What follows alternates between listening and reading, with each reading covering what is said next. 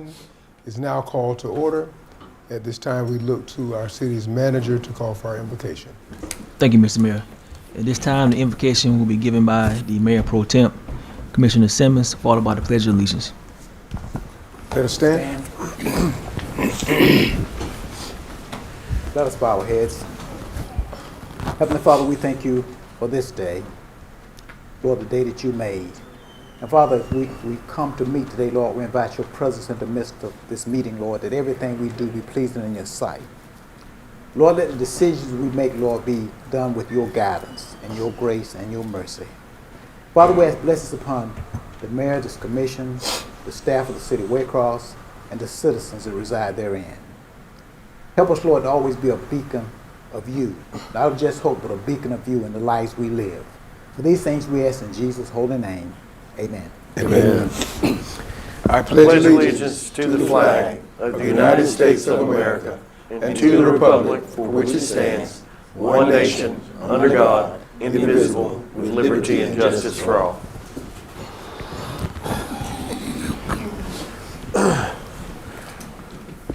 We'd like to thank our city's manager for calling for our Mayor Pro Tem to do our invocation and our Pledge of Allegiance. At this time, we look to our city clerk.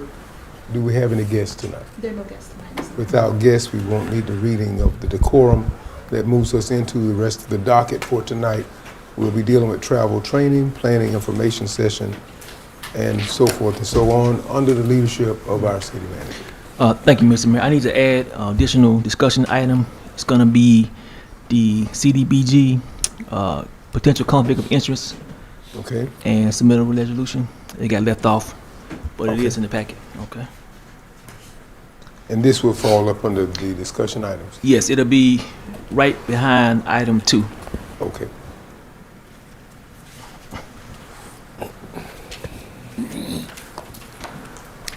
And with that, Mr. Mayor, we have no travel and training scheduled or request at this time.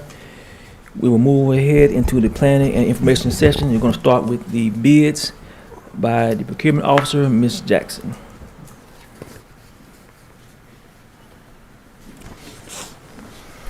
Good afternoon, Mr. Mayor, Ms. Commissioners. Jackson. Purchasing has one item before you. It is for a bid for night vision monoculars. It would be for our special ops unit of the police department. We actually received 9 bids for this particular one. And of all the bids, after reviewing all bids submitted, the best bid came from Steel Industries of Bradenton, Florida, at a total cost of $42,678.96. This will actually be funded by a GEMA grant that was received by the police department. The total of the grant is $53,520. So the amount of the steel, you say it's an instrument of the monocular? So The night vision monocular is a thermal imaging for night vision for surveillance and other things. Very good. So the industry that has this, the bid was $42K? Yes. Okay. So, Commission, we just need for your consent for this. So we'll start with District 1. Okay. Yes. You say that's the best bid? This is the best bid. It is not the lowest bid, but it is the best bid. We had 3 of our special ops officers review all of the bids that were submitted, and they looked at the cost and as well as the quality of the equipment. So based on both of those things, the best bid came from Steel Industries. All right, sir, thank you. Yes, sir. Okay. We have a consent from District 1, District 2. Just a quick question. Mr. City Manager, is this within the budget? Yes, sir. This is actually being paid. This is actually being paid by a grant. Okay. A grant that was received by PD from GEMA. Yes, sir. Yes, ma'am. Thank you. Yes, sir. And you did say this was $53K in the GEMA grant. The total of the grant is $53,520. Very good. So it is within that budget. Yes, And they also have a request that if this bid should be approved, that they use the balance, or if they're allowed to use the balance of that 53,000 to purchase additional from this vendor. I see. Very good. And District 3? I'd just like to know a little bit more about the GMA grant. That would come from Chief Cox. They were the ones that procured it. Commissioner, if we can we go down the line? That way Chief Cox can answer all the questions at the end. Okay, thank you. Yes, sir. Okay. And District 4? Yes. And District 5? Yes, I'm good. District 3, was that a yes or just waiting for information? I'd like to hear more about the GMA grant and the possibilities. Okay, very good. We have 4 consenting at this time, and we are going to get information from Chief. Evening, sir. And I'm sorry, what was the question again? Could you just tell me more about the grant? Is it other equipment, tools, or resources it could be applied to? And why we chose the infrared goggles? Yeah, some of the best scenarios that I can envision is some things that we've encountered in the past. Example, I like to say they're for search and rescue. We've had examples before. We've had elderly people that may have diminished capacity, mental capacity, who have walked off from homes to where we have found them in canals. And it took a long time to locate them because we didn't have a capability like this. Well, let me correct. We have one capability where we can do a little bit of this, but it's one set of Vietnam era night vision goggles. And but they have served its purpose, and it's just no longer useful for us. So for search and rescue scenarios like that, maybe a small child has walked off during the night, these will be beneficial. Worst case scenarios, we had an incident last year where a person over on the west side opened fire on a mom and her small child as the officers were pulling up upon it. When the officers pulled up and that was happening, the guy starts opening fire on the officers. Well, he went off into a wooded area. And we contained that wooded area. We surrounded it. When we actually had to call for a helicopter out of Savannah to come in, who could see from up high and hopefully could spot them, could kind of help us out in that scenario. And they couldn't come because the weather wouldn't allow them to. So envision a scenario like that where they would come in useful. If we have to go into a wooded area or something like that where really we have no advantage by going in, and the person that ran in, who was armed in this scenario, he had all the advantage. And so help to locate a dangerous individual like that. And so search and rescue, and then I would say armed and dangerous individuals that might be hiding somewhere that we need to locate. Yes, man, that's significant. And yes, that's it. Okay. We have 5 consents. Thank you, Chief. Thank you, sir.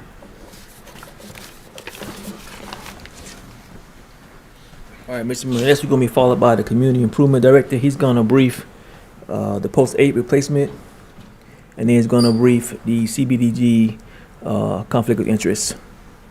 And we're gonna start with the Planning Commission. Thank you, Mr. Mayor, Commissioners. So this replacement will be to fulfill the term of Post 8. We have tried to call, email, and text Mr. Joe Skinner, who was serving as that person for Post 8. So I've tried to call him, touch base, and then the county has also. He has not answered any of those. He's missed 4 meetings in a row. So we need to look at replacing him. The Planning Commission recommended replacing that seat so that we would have a full board. Do we have any suggested names? I don't. But it could be anybody in the city that has any, preferably real estate or business type acumen in their resume. And I'll look to the commission. They may have a name in mind, Okay. and I'll start with District 1 if they have a name. Did you have anyone in mind for district, for the post-8 seat with the Planning Commission? All right, no, sir. And District 2? No, sir, not this time either. Okay. And District 3? Not at this time, Mr. Mayor. And District 4? Nobody at this time. Okay, and District 5. No, sir. So we'll look into, I was gonna say, we have until the second Thursday in September. okay, good. So we've got, next meeting, as long as we can get that, so that we can get them on board for that next meeting. But I just wanted to bring it to your attention so you can go ahead and be thinking of names and getting somebody ready. That's very good. Thank you.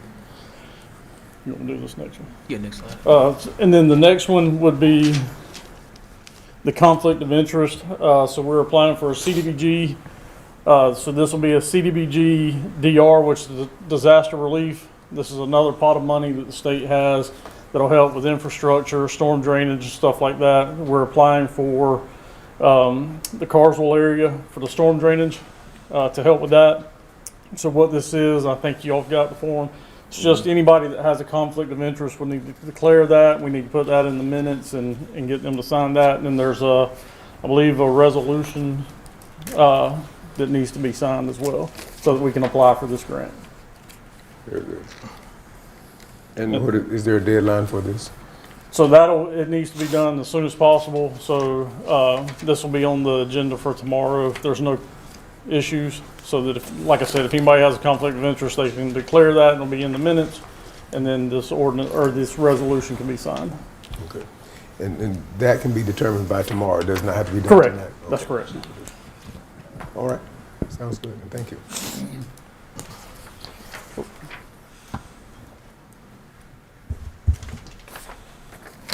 Thank you, Mr. Hawkins. All right, Mr. Mayor, next we'll move into the code enforcement policy update. And again, these briefings are geared just for us informational. We're not asking for, well, we'll ask for some guidance tonight, but we won't ask for any policy change until we get everything kind of put on paper and we have the right direction of the commission. So, code enforcement reform, from repeated warnings to consistent accountability. It's going to be the theme throughout these slides. All right, this is what we're trying to fix. I want to make sure tonight, Mr. Mayor, that I clearly distinguish or different. Well, just put a difference in there between what we're trying to fix. You do see the property there, so we got two things going on there. We have the property itself, the home, and then we're going to have all those other code violations associated with the home. The goal to move forward is, as far as the change, is separating those two avenues of getting to compliance because, as I said in previous meeting sessions, right now both of those will take up the same time frame to get things done, and it has not worked. So by separating these two, we feel like we can focus on some more of the minor violations. And eventually we will be looking at what those violations are, and then go from there and then create another avenue or venue to really address the properties themselves as far as the homes. So of course this is for, these are other reasons why we're trying to fix it. Public safety, that's the main reason, safety. Then neighborhood impact, community image, and then time and resources. And then our goal, again, is to change the process and ensure that deadlines mean action. Right now, our deadlines carry little weight in the process. Some of these actions can go on, as you all know, for years, and even then they're not resolved through the court process. So why change is needed? Again, repeated notices, extensions, and follow-up visits can become the process instead of the path to corrections. When consequences are delayed, some property owners learn that ignoring a notice has little immediate impact. So they simply wait until it's time to go to court, then pay that fine, which is often less than fixing the violation, and we have to start the process over again. Again, this takes years sometimes. We have 4 code enforcement officers. Well, stand correct, yes, 4 officers, and they cannot solve every property maintenance problem through repeated visits and lengthy court procedures. The reform must change the operational process. Deadlines must trigger the next authorized enforcement step. The change we really need. So I'm saying years because I've been here going on 4 years now, but long before I got here, we've been trying to change individual behavior, and that has not worked. We definitely got to change the culture of Waycross to get more towards compliance, and I'll talk about what that means throughout the slides. And you can see there the behavioral change. We offer responding after a warning is issued, correcting violations only when the city follows up, repeating the same cycle property by property by property, depending on city staff to constantly remind residents to be in compliance or simply make safety, address safety concerns in their own homes. Culture change, residents are going to understand the community standard before enforcement, so we focus on education. Property maintenance becomes a shared expectation, not just the city is responsible for everybody's property in the city. Clear rules and consistent consequences that allow predictability on what we're trying to do. And then compliance becomes a normal practice, not a reaction to a notice. And again, enforcement is not the end goal. A stronger community standard is the end goal. This is the principle of the policy, Mr. Mayor, Commission. So when I say educate, I want to make sure everybody understands the violations and what must be corrected. So on this side here, the next meeting, we'll be discussing what violations we want to remove and what ones we want to keep. And I'll kind of touch on that a little bit right now, but that'll be the main topic of the next meeting. That we talk about some of these ordinances that, really don't, they're not enforceable, and they really waste our time at this point. And then we got to ask ourselves, why is the city in that business anyway? We got to focus on our main services. Then we're going to give notice, provide a clear deadline, and a fair opportunity to correct the problem. And then once the deadline expires, we're going to enforce the deadline. And we're going to force whatever we decide to enforce. And then this process will not keep starting over. It'll keep duplicating, which I'll cover here in a little bit through the next slides. This is the $100 citation system I've kind of been discussing. We will have to redefine this through some legal aspects with the city attorneys and also through our court process, but I think this is the best way to go. So of course, first violation, documentation, photograph, you get a notice, fix it, no money's involved. That is the desired outcome in every situation. You have a violation, whichever it might be, you just ask you simply to fix the violation. When we come back and re-inspect it, if that's done, then it's closed out. All right. If we come back and it's not done, that's the first citation, which would be $100, which will be a ticket, meaning you will show up to court to pay for that ticket. That's the goal. If you pay it then, it's resolved. You pay it then and you correct the violation, pay correct, everything's fine. And we move on.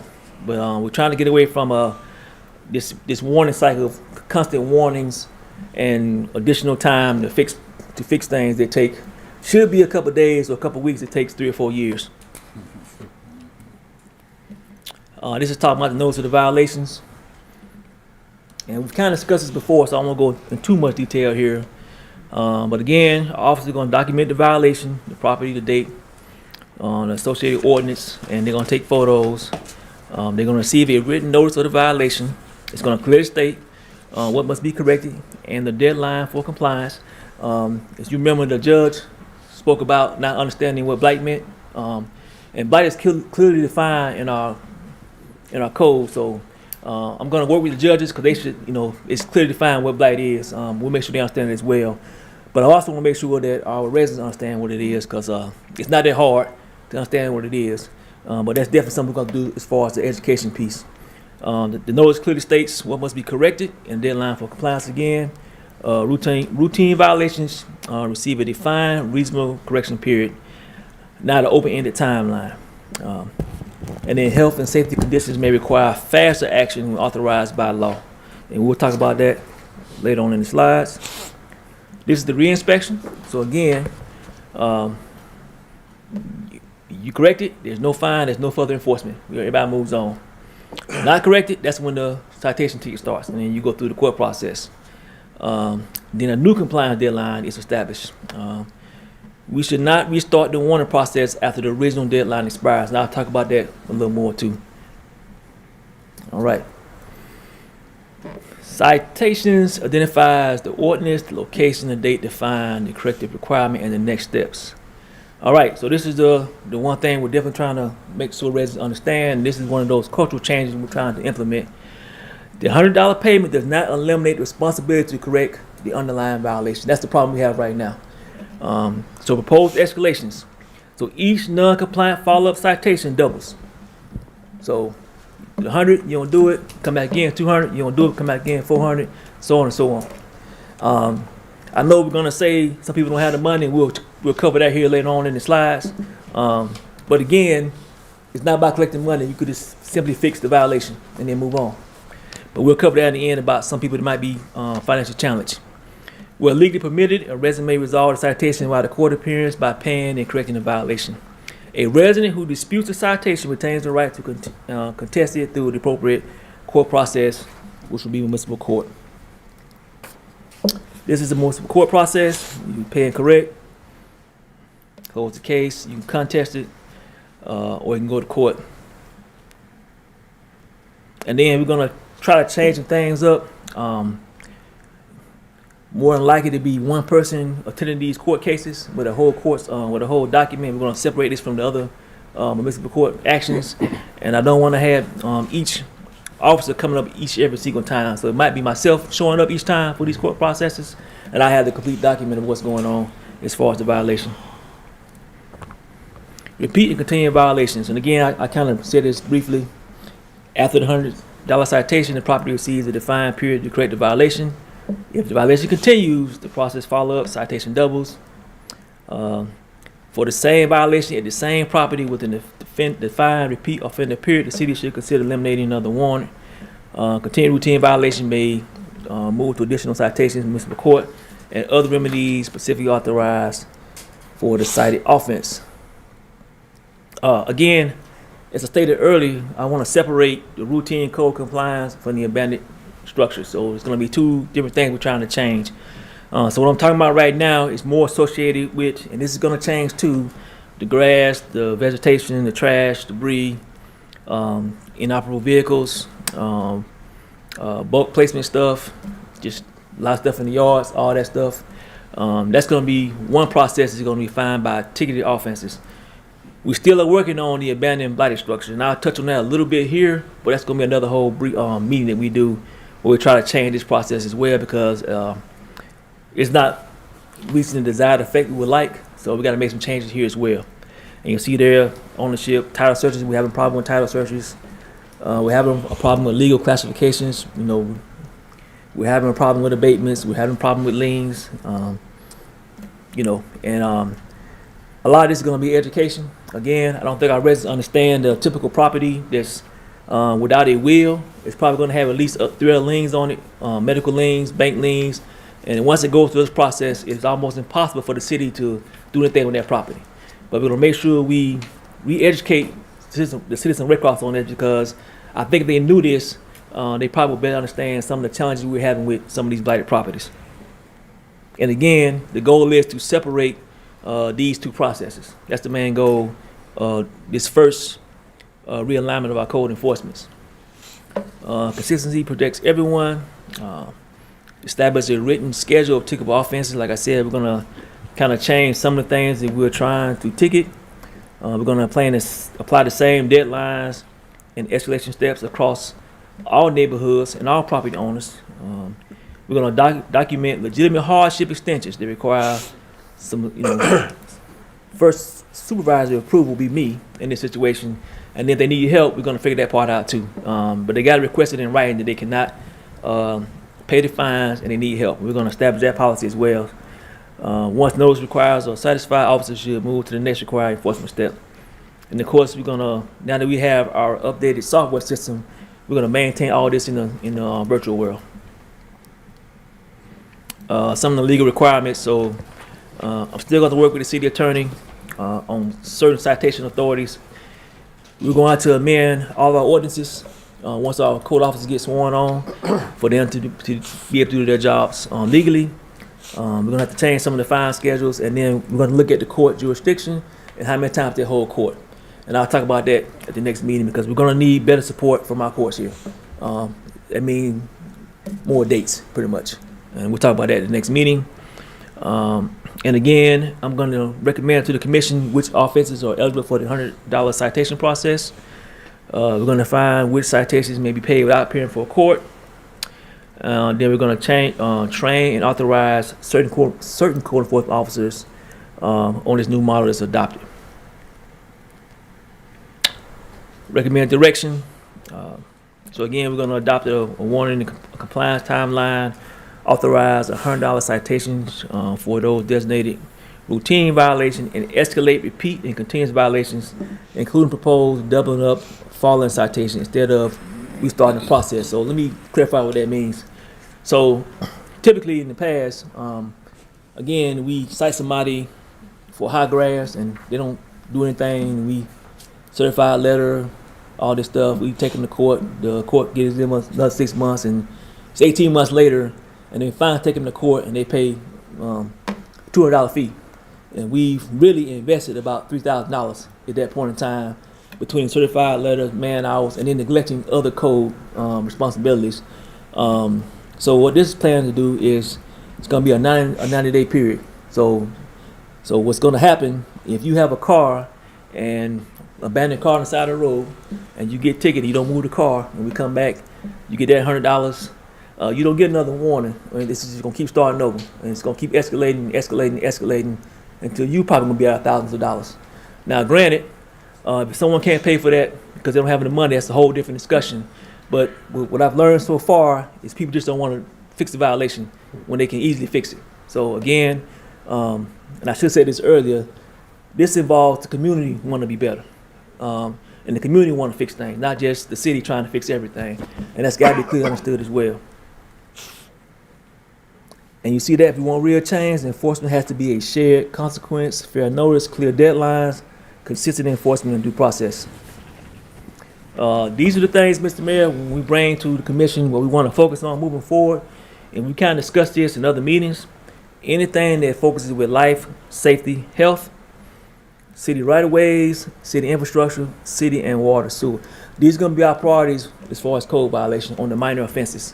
I do want to get the city out of the business of trying to enforce other ordinances that we currently have right now. We'll talk about those ordinances specifically at the follow-on meetings, but each commission is aware of what I'm talking about. So we'll clearly define what fits in these boxes, and that's what we're going to focus on. Because these are the most important things right now that keep the city safe and keep our infrastructure working, and then keep our city and water sewers up to par. All right, this is kind of the proposed timeline, Mr. Mayor, we're looking at. And some of this is going to change once we look at some legal, the legal aspect of it. But again, we get the call, the violation is identified, is documented. That's your initial notice of the violation issued. It's day 0. That day 7 through 14, that's in there for as compliance deadline based on the offense and whatever ordinance is against during that time period. And then after that time period, we come back, we re-inspect it. Again, it corrected, case closed. Not corrected, $100 citation. Then we come back again, final compliance opportunity, not corrected, paying the fine does not eliminate the violation. So again, if you pay the $100 and then we come back and it's still there, you don't get a warning, it just starts over from the fines at that point. So second reinspection, continued non-compliance triggers the next proposed doubled citation or the court appearance depending on the violation. Same violation at the same property, no new courtesy warning, move directly to the citation or the next authorized enforcement step. Make this clear again. So in the past, we've given residents multiple warnings to fix things, and a lot of times they just refuse to. You all know this gentleman, the amount of times our code enforcement are cussed out there doing their jobs. So we're not going to do that anymore. If you fail to execute in those first 0 to 15 days, it'll just keep rotating throughout the whole year until the violation gets corrected. And again, these are the minor violations. That's why I'm trying to separate them from the big violations. We all know if we got a house that's falling apart, most residents won't be able to fix that on the spot. So again, we're trying to separate these two processes. The goal is routine, ticketable violations that move from notice to meaningful enforcement within approximately 30 days, not months or years. The timeline does not apply to abandoned, blighted structural proceedings. Again, that's going to be separate with the houses. I'm talking about everything else. This is kind of talking about some of the stuff we can do with the houses. And y'all know the city code, section 26-54 in the code. The 15-day notice, these all going to kind of come together. And the responsible party receives notice to abate the nuisance. The ordinance also has appeal process to the city clerk. If there's no timely appeal, the final abatement order is not followed, the city may enter the property, abate the nuisance. The city abatement costs are billed to the owner, and this is us putting the liens on those properties. This is the other part I'm talking about that we have not been doing in our effort to try to help out residents, but it is not working as well. So we'll start enforcing this part of our code. Again, separate tool, this is the blighted property tax. We have not done that as well in the past for many reasons, but we're gonna start this back as well. So, and we'll go into this detailed discussion at the next meeting. But blighted property designation is not based on aesthetics alone. The ordinance identifies qualified conditions and requires a formal inspection and written determination. The owner receives notices and has 30 days to request a court hearing. The court may affirm or reverse the designation. And this again, we're going to get better support from the courts. And then the tax incentive consequence, once officially designated, qualifying property may be taxed at an increased involvement rate, a factor of 7.0. And this is primarily for the residents excluded from the increased tax provisions. And again, we're still trying to fine tune this, but we have never really put this into place because of, I guess, some of the negative feedback the commission was worried about in the past. We are beyond that point this time. We got to start really enforcing the compliance or nothing will never get fixed. That's just a point blank statement. All right. Again, this is what I talked about early. Our current practice, we give a notice, we give extension, we get a follow-up, we get a reinspection, get another warning, more follow-up, and eventually they go to court and then nothing gets fixed. So now you get a notice, you get a required deadline, you get reinspection, you get a $100 citation, 200, 400, 800, it's gonna keep going till you get to court. And then even then, after that court, if you pay that fine there and you still don't fit the violation, in another 2 weeks, it'll start over again. So we're doing this every year until the violation gets fixed. Once required notice and due process are complete, continued non-compliance advances automatically to the next authorized enforcement level. All right. This is just a matrix, Mr. Mayor and Commission. Just I kind of stated already what we're trying to do. These are some of the process controls.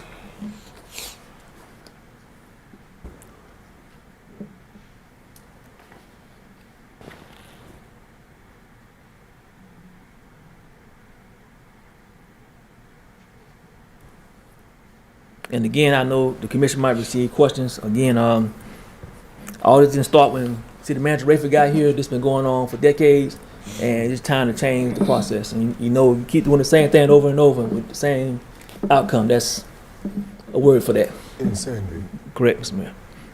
All right. And this is, again, these processes, trying to separate them, the routine corrective violations versus the abandoned blighted structures. And again, we'll hit on the new process for the abandoned blighted structures. Right now, we're talking about the routine correctable violations. And this is what success looks like. So definitely faster compliance, fewer repeat violations, safety for our public, less rework, consistent expectations, and hopefully fewer tickets over time because people just fix the simple violations.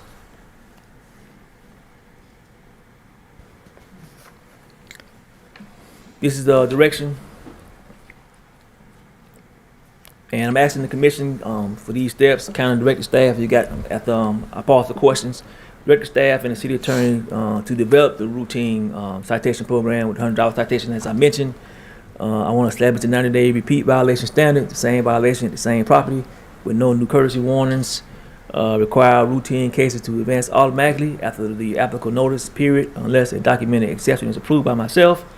We're going to start using the 16 section 20-54 for the nuisance abatement authority when appropriate, rather than allowing eligible cases to remain in a repeat status. We're going to keep abandoned blighted structures in their own separate legal and tax process, and then we're going to return to the commission with the required ordinance amendment citations, office authorities, and court procedures. And it kind of ran off the screen there, but it says improvement processes. And what I'm asking for now, Mr. Mayor, is not like a decision or a vote tonight, because after this is just stating to abandoned properties, and what we're gonna do with that, we're gonna bring all this back together and then ask for a decision and a way ahead. Like I said, some of these things gonna require some legal review on certain things, and I have yet to meet with the courts because I will be having some requests of our courts to do a little bit better as well. And then once we bring it all together, hopefully we can put this to paper, change our ordinances. It is home rule, and then we'll go from there. All right. And after everything is done, hopefully sometime in 2027, because we can keep all these stats now with our new IT systems, thanks to the BS department, I'll go back and look and see how our violations are being done, and then we'll come back to the commission and kind of just give you an update. In my assessment, it will be working at that point in time. If it's not, then we'll change directions again. All right. And again, I'm kind of asking tonight, we want to go ahead and start all this this citation-based code enforcement process, mainly getting the code officer sworn on. I didn't ask that last meeting, but I want to go ahead and get them sworn on. There are some requirements to get them sworn on, and that means you got to change some of the ordinances right now before we can do anything else. But those ordinances will be just to get the code enforcement officers, get their process started for them to be sworn on. And that's it, Mr. Mayor. I'm gonna pause there, but before I ask for a question, Mr. Mayor, again, it's for the general public as well. What we have been doing, not just for a few years, but for decades, has not worked. I think we're all kind of aware of that. We've gotten in the habit of, I say, the 4 code officers trying to, you know, check everybody's yard, everybody's fence, everybody's house, everybody's car, how they walk, how they talk, you know, all those things, and that's not sustainable. And we're spending, you know, quadruple for what we get in return by going through the court processes just to get the violation corrected, and even then it's not normally corrected. And we start over the next year. So again, it's not working. Also, we know this is not just a problem specific to Waycross. This is everywhere right now. So all cities are facing this. We did a lot of research this last year to come up with this program. The cities that do have sworn on code officers, and some of them have police officers, it's a whole lot different. When the police show up to fix the violations. At this time, I cannot put that on my police force, just do the numbers. But we can swear the code officers in, and so they can write tickets and basically do the same thing. And again, all that being said, we do recognize that we have some residents that are physically incapable and financially incapable of meeting some of these requirements. And in those situations, we will help them out like we've been doing since I've been here and before I got here. So that won't change at all. But what we cannot do is make that be the exception for everybody. And we keep on having, I can't fix it, I can't fix it, I can't fix it. At some point, everybody got to be compliant. And again, staff did a lot of work behind this to give me, you know, a good vision to put this out. And I did look at the cities that, you know, have been modeling this with the code, people sworn in, and then with the ticket system, which seems to be working a lot better than anything else. So, Mr. Mayor, I'll pause there for any questions on these slides. Yes, sir. I do have a few before I go to the commission. One question that crossed me was about the educational piece that you made mention of. Mm-hmm. And you said that you wanted to make sure that the citizens were made aware of what these new code reinforcements would do. And I'm wondering, how would we be able to educate individuals who don't show up, or they're the persons who are having difficulties as far as compliance? So great question, Mr. Mayor. So when I say it's a community solution, we will be going to the churches. I'm gonna start going every Wednesday. I'm gonna ask them to let me kind of speak. That's a good, I guess, microphone. You know, they do know those people that can't do certain things. We'll come in on Saturdays, we'll stay late, whatever needs to be done. But the citizens can go online and read the code violations. And that's an easy thing to do. You know, we put that link out numerous times already. But they gotta be involved in this too. They can't just sit, and say I can't get the information when it's readily available. But we will make a huge attempt to kind of let everybody know. And as far as education, Mr. Mayor, we're definitely going to streamline some things. Right now we have too many ordinances. I admit that. So I think once we streamline them down to those 4 focus areas that I mentioned, they'll be a lot easier for people to understand. Now the safety aspect, that will be broad. And I'll just use an example. If I come by your house and and your roof is about to fall on your neighbor's roof, that's safety. I mean, it might not be explained in the code that way, but that's a safety thing that will need to be corrected. But we'll definitely try to educate everyone as they can. But like as you're trying to allude to, Mr. Mayor, people gotta want to be involved. You know, they gotta want to understand. They gotta want to know the information. You know, if they don't, that cannot be the reason for non-compliance anymore. That's been that way for many years now, and that's not a reason either. You know, that's an excuse. Thank you for your response. I wanted to ask another question along the lines of, based on your research that you've already done with the other cities, kind of looking at what they've done, what, if anything, have they done as far as bypassing courts to impose or to cause these infractions to be dealt with? Or are they doing anything outside of that? I don't think so. Again, the commission determines the judge. You know, now some of them have did additional judges. I don't know how that will work with us as far as the payment. I got to look at that right now. But they have courts every day, not just weekly or quarterly or monthly, like, you know, in our case. You know, so that will be part of this. But again, the goal too is not to let you reach the court. You know, so you know we can keep escalating those fines until you get to the point you got to go to court. But even then, if the judge does whatever and you come back and that violation ain't fixed, then fines gonna start back over. So the goal and the best way is just to be compliant and get it done before any of that kicks in. And like I said, we got to start having a little bit of pressure on this stuff right now, because right now we don't have any pressure. And I'm gonna keep stating this: they can wait us out for 2 years, pretty much, and then pay $200, and that be it. And then we starting the process over again. That part's outside of the court realm. That's got to be, you know, with us and the community wanting to do better, you know, by fixing these violations. Thank you for that response. Would you give me a reason for this lack of reinforcement? Because you made mention that it sounds like you said backlash or retaliation of some sort to commission or something. I think, I just want to be clear. and you notice, man, we go back and look at all the videos over the years. You know, at nighttime, I do that and look at all the different commissions. The first problem, we put too many ordinances out there. Well, it's just too many out there for too many separate violations. That's the first problem we did. With the backlash, I will say, as you know, there's lack of trust with local government. That's across the board. So any type of compliance requirement is seen as something evil, or you messing with me or taking my money. When in reality, we're trying to fix the city and make the city look nice like everybody wants it to be.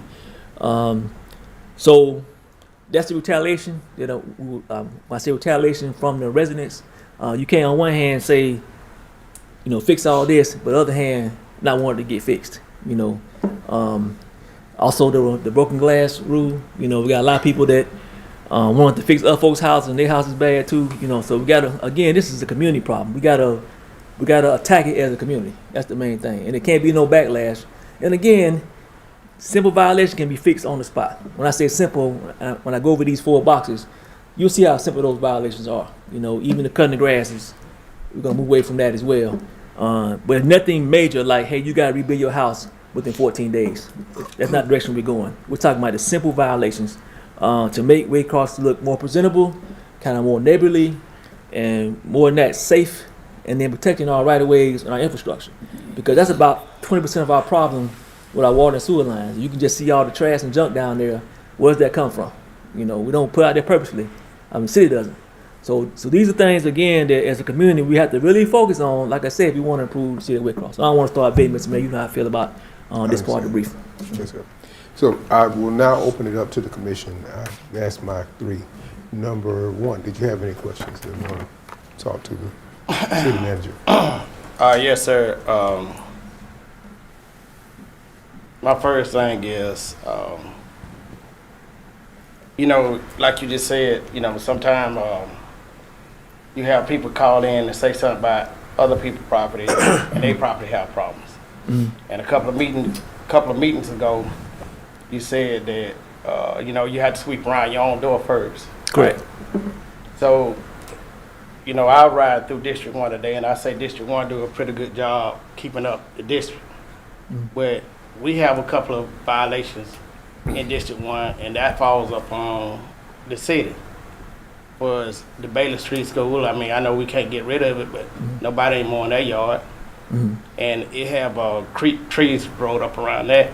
So my thing of it is, if we looking for the residents to take care of their stuff, and the first thing they say to you is, well, how about this? So what we gonna do about the stuff that belongs to us, and not just only that piece of property, even the property that the housing authority have control of. You ride through there and there's trash everywhere around there today. So how are they going to get fined? So great point. So again, I'm not trying to be disrespectful, but if everybody would focus on their stuff, that's the easy kickback to what I said, like, well, look at y'all stuff over there. I'm just asking everybody, focus on your stuff. You know, fix your stuff, and then we'll focus on everything else. The buildings are separate. So again, that piece of property will fall into the other portion of this I'm gonna work on. Like I said, that'd be a whole separate meeting. So that's kind of separate. That's why I was saying some of the homes and the failing buildings, whole different policy. And the Ashley Commission, that's not even in the same arena as, I guess, property maintenance. Well, and I understand that, but you, like you said, the grass. Okay, the Bailey Street, I'm not talking about the structure. I'm talking about like the grass is overgrown. So, and I'll skip by that. But it's just like right now, I don't mow my grass on number 2 or number 3 setting. I mow my grass on the highest setting. So, and right now my lawnmower is in the shop. So I pretty much think I keep my grass cut every 2 weeks. But since my lawnmower's in the shop, my yard hadn't been cut. So I have to come home and look at a letter in the mailbox, because first time the code department come by, I have to look at a letter in the mailbox. Great point, Commissioner. You've heard me say 100 times the last year, I do not agree with the grass ordinance. And I don't want to enforce it no more, because we can't enforce it.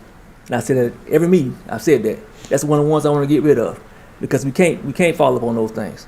I can't keep sending somebody every day to see whose yard is cut, whose yard is not cut. So that's one of the ordinances that I would like to delete. You know, but again, us deleting it don't mean it's not a problem still. And I go again, that's the community. You know, some people sponsor other people's yards. Like I said, we all got to start caring about this. Like, because I know some people can't cut their grass. So we pay a little extra, help them cut their grass. But at the same time, I don't want that to be the city's responsibility anymore to figure out who grass is not cut. Or if it's actually 12 inches. If it's 12 inches, if it's 10, if it's last Tuesday. That's one of those 4 boxes I mentioned. That's going to be in there, remove that requirement, because it's not enforceable at this point in state. It's never been enforceable. And all it does is cause everybody headaches. But at the same time, I would just ask our residents, because we want Red Cross to look good, right? Everybody says that. That's right. So again, if everybody was to do their part, at least try to do their part, at least we have a baseline, and then we can start from that baseline of who can't do what they can do. If everybody's, do your part first, and then, like I said, we'll come back and figure out who can't do what. Your lawnmower broke, you're 80 years old, your children ain't here, we'll help that part out right there. But we got to have some kind of starting point, to figure all this out. Just can't keep doing what we've been doing. And I don't want to, feel like I'm being negative, but we're continually throwing stones back and forth, and it's not getting nowhere. I'm saying we need to just change the whole process, because it's not working. We all can do them isms. Or look at that and look at this, and that's what we keep doing. And that's another problem we got. So again, if everybody would just focus on their stuff, focus on your stuff, and then raise your hand when you need help, you'll get help, and we'll figure all this out together.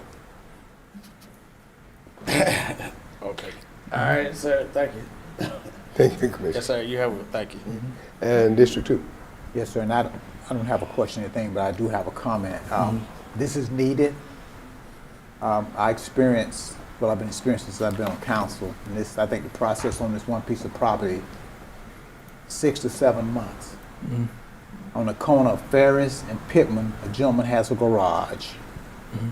That garage is in the street. He was taken to court, he was fined, and went right back doing the same thing. So I went by the property, I was going that way, so I turned on Ferris, went up to the corner. I could not go straight ahead, neither could I make a left turn, because he was double wide in both streets with cars. And they're going to court, paying the fine, and nothing changes. So we've got to do something. And the lady lives on the corner, her property's maintained, the church is maintained, but yet you got this, what do you want to call it, sitting across the street for that? And Commissioner, if I can address that real fast Yes. for you.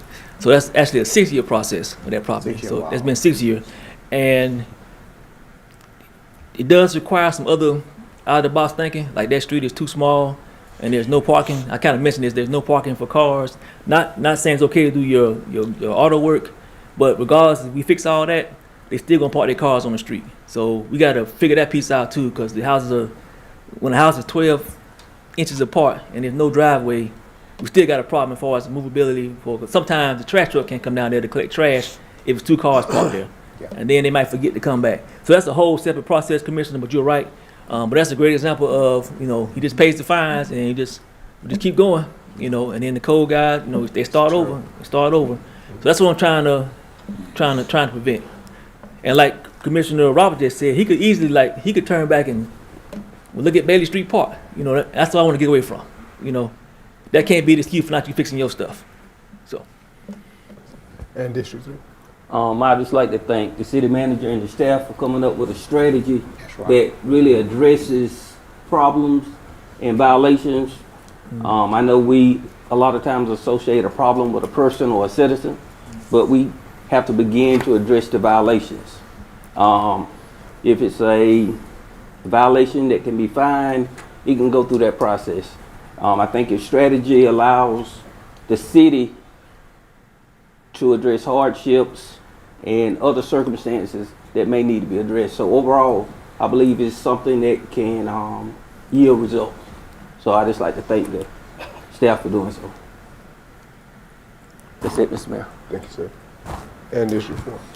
I've got a couple questions. So the four code enforcement officers, are they structured in the zones like we do public works? Yes, Commissioner. So do those same 4 officers stay in those zones? They're assigned those zones? They try to, Commissioner, but sometimes with the level of work, they have to move around sometimes. So my next question, it falls on the consistency, which I mentioned last time. Are they all grading on the same scale? Do we have, for lack of a better term, a worksheet that when they go to a property, they're looking for A, B, C, and D so that they're being consistent and maybe not, Commissioner Nelson would grade a property harder than I might grade it, are they staying on that same consistency level? So great point. So right now the answer is no, but I can explain why that, because again, we have so many ordinances that are kind of vague. I'm gonna use the grass stand again, because we don't get out and measure that, take a ruler. So I might use my eyesight, I might come back next week. I might be, if I'm coming back every week to see if you're cutting the grass, I keep up. But if I got one of the districts where they don't have a lot of yards, they got other stuff going on, they might not come back for a month and then the grass ain't cut, it's gonna be that process. So again, we gotta shrink the footprint of what we're trying to actually, enforce. And I'm using the grass cut thing, it's just too much variation that can be put in there from the way it's worded. And that's why I wanna get rid of that one, because that doesn't make any sense. But we are gonna do some training with the code department. Like I said, once they have those 4 boxes and they can clearly, these are the 4 areas we're focusing in. That way, when we do the education piece with the residents, I'm telling you why. So I'm gonna use another example real fast. So if you're gonna cut your grass and throw the grass into the drainage, it's gonna be a ticket. I'm gonna tell you why, because it's affecting our water and sewer, which costs us more money. So that's why I wanna get to that point. This is the why. You're getting this ticket for this reason. It's affecting these 4 areas. And there shouldn't be any misunderstanding at that point in time of what's going on. And like I said, we've looked back at all the violations here, over the last, since I've been here. We really went back and looked at those violations. I can just, the boat in the driveway theory, and I can't see the corner, all those things. We're just trying to get rid of them so we can focus on the stuff that counts. But there will be a training process to make sure we are consistent. My last question is going to be, since we're going to be more frequent follow-ups, I know you said we have the technology, the program, Yes. available to do that. Is that something we have in place now, or is it something we're working on? So we have it now, but we haven't tested because we haven't went to this model yet. Okay. But again, with the biz department, and then all the directors kind of putting everything in the system. It can be carried on their tablets. In the past, they walk around with a piece of paper and all that stuff. You can't read the writing. I don't know what you said. All those things. So now, here it is. Email you the violation. You got it right there on the spot. I will be going to, with the tickets, they'll have the little printers with them. They can print them off right there too, so you see all that. That's the goal, once we get down the road a little bit. So I think that's gonna help out a lot. And then, again, you saw some of that, on my CD update slide with all the violations. We already keep record of all the violations and when they went out and all those things. But because we modernized our systems now, it's right there. I can just click on the address and kind of see everything that's going on that property. Okay. That's all. Thank you. And District 5. Yes, Mr. Mayor. I have one small minor concern. The mayor spoke on it that some people may not know because they don't have access. Speaking hypothetically, if Officer Jones goes out to, let's say, Old Man Tompkins' house, and I know pun intended, and there's some situations going on, I would like to see us, the code department, give them something, leave them something to say, hey, all right, this is your warning, or whatever, and maybe leave them a brochure that shows 2, 3, 4, and 5 if we were to come back and it's not done. Is that something that we can do? So I think once we get everything on the tablet, and I can just, what's the email address? I can email you the exact code part, what it says. You know, we can do that now actually. But again, Commissioner, that's not even the problem. They know what the code violation is. They don't want to comply, and that's a lot of whole reason behind that. So we can do that, and we will do that if y'all want us to. I want to make sure we focusing on the right area as far as compliancy. And a lot of this is like it's more of a will thing than a skill thing. They just don't want to do it, you know. And I feel like we've been very helpful. You know, we clean a lot of yards up on our own personal time. We've done a lot of things when asked, but it gets to a point, you know, the little things you gotta do you gotta be compliant. We can't go down the road anymore. And it can't keep being, I didn't know, you know, I didn't see the meeting, nobody told me, you know, it ain't on Facebook. You know, you don't talk to me on Facebook, so I don't know. I mean, you know, it's a code, and I encourage all residents to read the code. It's a search engine, so you can just type a word, it'll take you right through there. Also, our chat box, the same thing, it'll take you right through there. So there's no reason for anybody to say I did not know or I do not understand. With the exception, if we have somebody very elderly that maybe can't be on that level, again, this is why I'm leaning on the community, mainly the churches, you know, let us know so we can help them out too. Cause we do have volunteer groups that go around and, you know, sponsor yards, you know, keep them cut, clean them up, you know, things of that nature. And Commissioner District 3 has another question, and I think Commissioner Tompkins. No, has I'm good. Commissioner 3. Isn't that education part of our warning system now? Yes. When you get a warning citation or a courtesy warning, don't we also educate them with the warning? Yeah, the letter actually covers all that, Commissioner, but of course we get people, I never got the letter. That's the other problem we got, all those certified letters that they signed for that they never signed for, but you didn't read it. So, you know, I think once we go to the more modern system where we can, you know, do the email and all that thing, but I really feel like once the ticket becomes a forcing function, we won't have that problem about understanding what the violation is. So, Thank you, Mr. Certainly. Just one last, I guess, a culminating question. I was thinking about the swearing in process. Will we have the judges swear them in, notaries swear them in, clerks swear them in? yeah, we're still working that, Mr. Mayor. Like, there's a few things I gotta kind of look at. Now, let me make sure I say this out loud. So, when sworn on don't mean they become police officers and they carrying guns and tasers and all that stuff. They're not dark side of the force type stuff when we're doing that. They will be sworn in where they can write municipal tickets. And like I said, if you look at any other city where it's actually working at, it's a ticket process. And you have to pay a ticket because everything else is not working. And that's in all the cities, you know. And I looked as far as California just to see what they were doing. You know, now, you know, I gotta say this again too, we're not trying to make no money. That's not the goal. The goal is for you to fix the minor violations, let me say that out loud, minor violations as fast as possible so the rest of us can be safe, the city can look beautiful, we can attract businesses, and everybody look like we care about our community. That's the four major things we're trying to do, not raise money.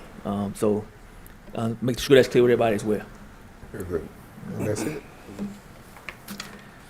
All right, Mr. Mayor, and again, Mr. Mayor, so this is just one of the phases. So the first phase was, I briefed y'all along, was getting the code officer sworn in. The second phase of this is what we'll talk about tonight.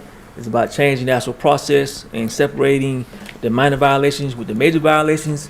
At the next meeting, we will talk about those 4 blocks, about what we want to enforce as far as policies, as far as ordinances. And the last part, we'll talk about the total system.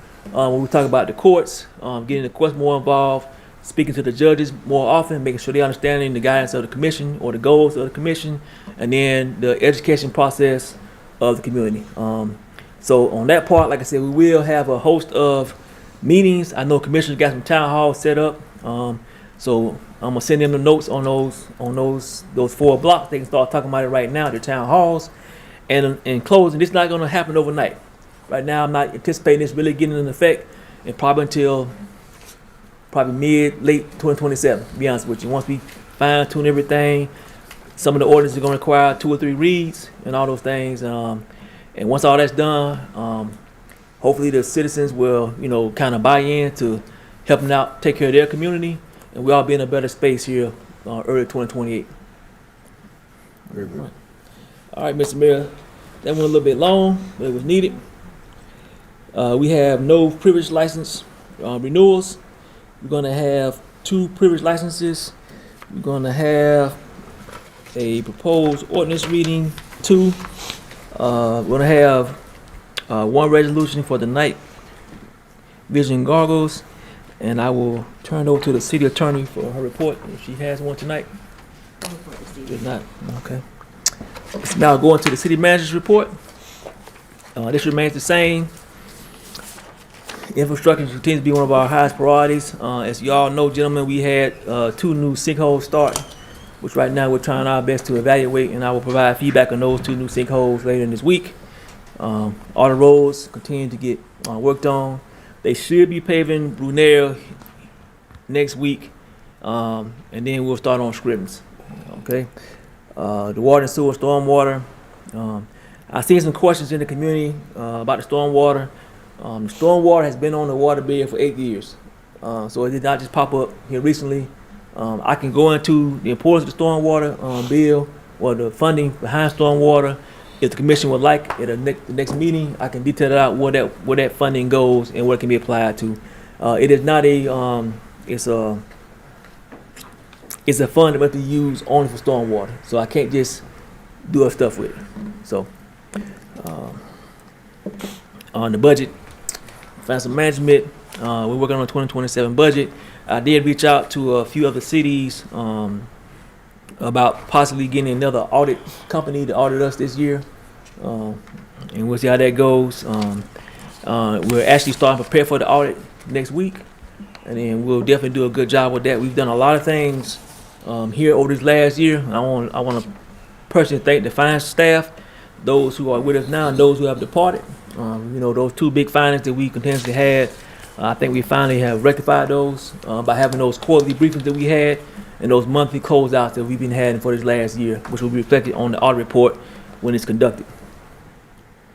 That's the finance report as far as where the city taxes are going. Community development. And again, Mark, you step out. He just briefed y'all on the CBDG for that area. We've got another area we're looking at as well, but we picked that particular area because we had started that a while back, and that's actually connected to, if you look at our floodplain, that pipe in there will slow some of that down once it's upgraded. But we'll make sure we brief that to y'all when we start that process. All right. You'll get your monthly report in the morning. Yeah, you get your monthly report in the morning. We did revise the monthly report. Once you review it, Mr. Simmons is going to post it online probably around about 10 o'clock. But we did update it. You'll see the changes we made. It's a little bit shorter in length, but I think more detail by stuff we put in there this time. These are the cases. 90-day tracker. And again, once I do all those revisions, this tracker is going to change. You're going to see it's going to be in that 90-day time frame. So you'll see first notification, inspection verified, met, not met. You'll see that process moving forward. And this will be separate because right now everything's bunched in together. You got the folks that won't cut the grass from the folks that got the houses falling apart. So these will be separate. Looking ahead, infrastructure planning, grants, we were putting in for some additional grants this year, so I'm looking forward to that. Property management improvements. I've talked to the city attorney. We're all looking at maybe utilizing some city's authority for some of the properties downtown that present a safety challenge, and you'll get a brief on that probably at the the second meeting in September. And that's that property down here by Phoenix Park. So we're going to go ahead and try to do something different with that park because like code change, it's time to kind of move on from that area as well with that particular building. This is a new slide, Mr. Mayor. It's going to be online for everybody. I just put some of the ways that our residents can communicate with us. You got the website, and I don't know about if it took the time to look at the new website. Everything is modernized now. You can each floor. We have help desk now for each floor. Y'all noticed that as well. Y'all took a tour. But everything can be done online right now, even from your house, or you can come in. It doesn't matter. So we finally reached that mark. The app is still up for everybody. I know the app utilization has went down because of the other ways to talk to us, but the app is still out there. Report a concern, that's the online submittal form. We averaging about probably like 10 to 15 those a day. City alerts, I say again, go back to your question, Mr. Mayor. Anybody can sign up for that alert, text, email, phone call, and everything I'm talking about right now, you can get it. You know, you can request it.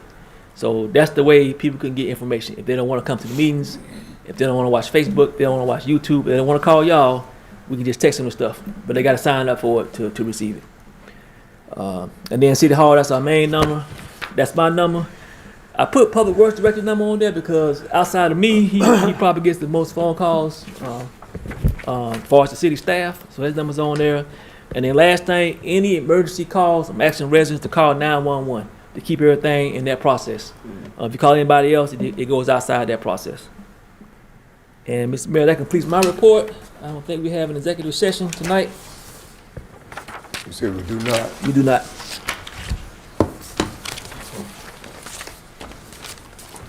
Thank you so much for your report. Just a question regarding the website, and just, I know the answer, but I want to ask the question.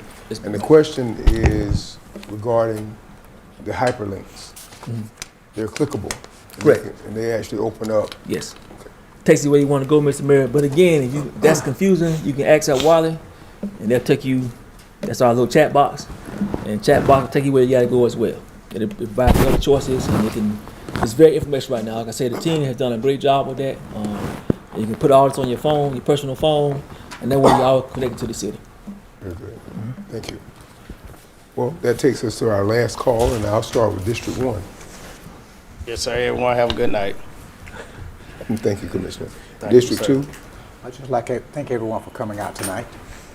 Thank you, District 2. And District 3. I ditto everybody else's response. Thank you for coming out. And I'd like to add, I will do my best to help share this information, these new changes within my district. That's it, Mr. Mayor. Thank you. And District 4. Again, thanks to those that have come out or watching online.